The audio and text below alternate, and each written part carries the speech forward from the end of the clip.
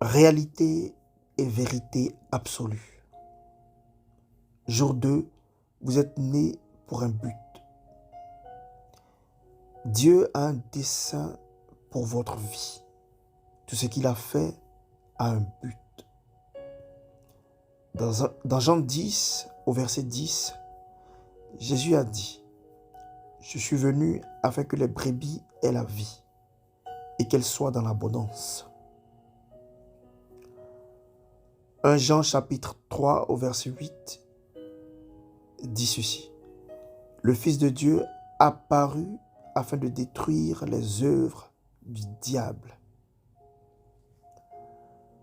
À travers ces versets, nous voyons le but de notre Seigneur Jésus-Christ était clair. Il est venu pour faire la volonté du Père. Vous devez comprendre que vous êtes né pour un but précis. Vous êtes venu pour faire la volonté de votre Père céleste. Dans Acte 26, nous lisons l'histoire de Saul de Tarse qui a rencontré le Seigneur sur le chemin de Damas. Le Seigneur l'a appelé par son nom et a dit, « Je t'ai paru dans ce but pour faire de toi un ministre et un témoin. » Acte 26, verset 16. En vérité, Dieu ne fait rien sans but. La raison pour laquelle il est apparu à Saul, qui est devenu plus tard Paul, était de faire de lui un ministre et un témoin afin qu'il apporte l'évangile aux païens.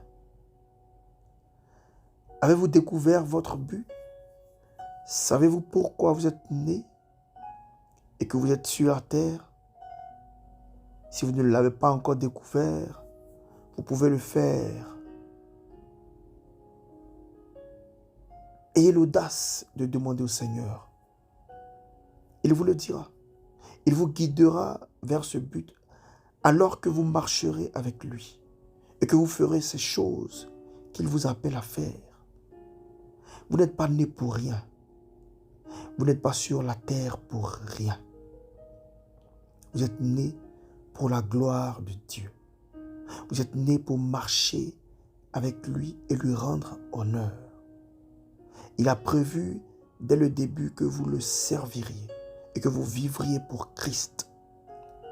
Que ce but s'établisse dans votre cœur et vous connaîtrez une croissance et un succès énorme dans votre vie et dans tout ce que vous faites. Béni soit Dieu.